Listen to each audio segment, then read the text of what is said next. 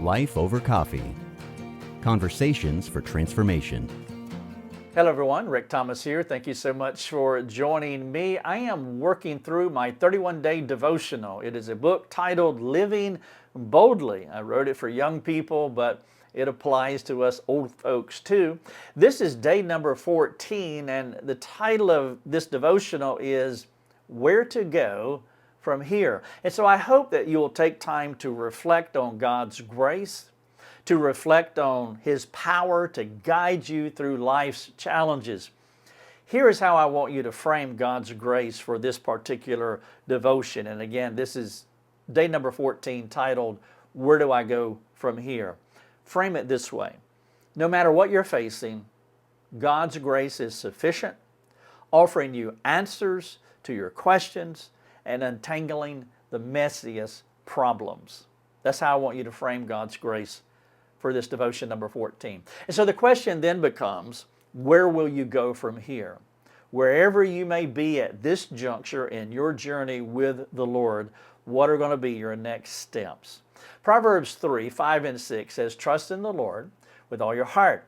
Do not lean on your own understanding. In all your ways acknowledge Him, and He will make straight your paths. Despair and discouragement, or depression over your disappointments, they are not the solutions to what is happening in your life. God calls you to trust Him, even when the obstacles seem overwhelming. As you think about the next steps, I want you to consider these 6 tips to help you apply God's transforming grace in your life. It's I'll share 6 things with you that will help you to move forward regardless of where you are at this point by God's grace. Number 1, break free from unhelpful influences. Genetic influences, familial influences, cultural influences ultimately don't control your life.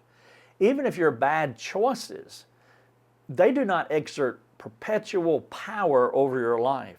You can break free from what binds you, and you can build a satisfying life rooted in God's truth. And so ask yourself, what is the primary control that is shaping my life?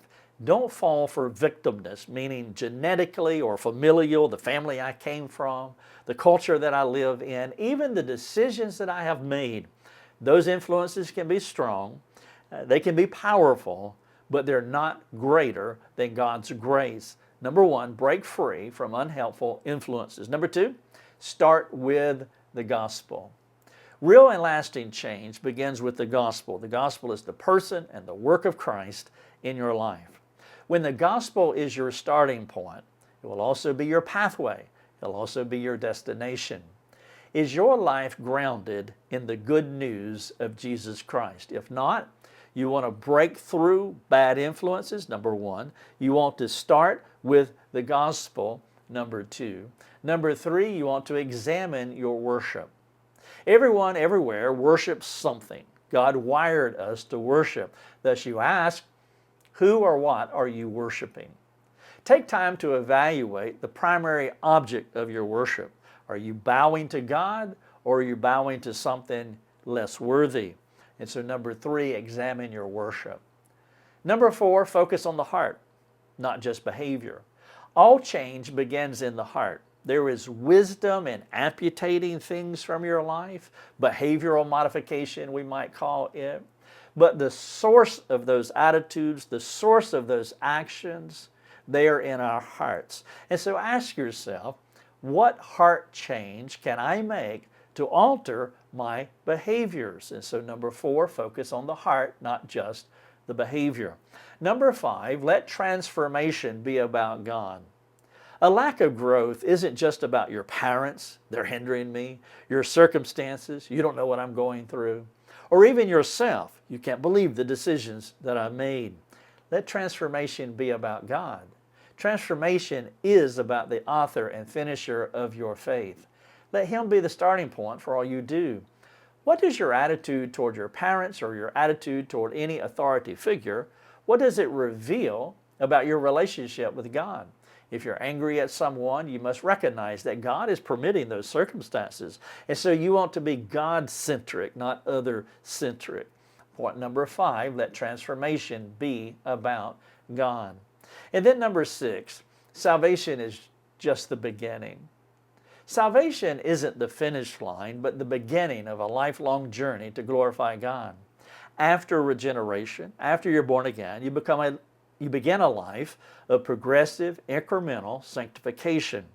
The question is, how have you been changing since the day God saved you? What fruit is evident in your life?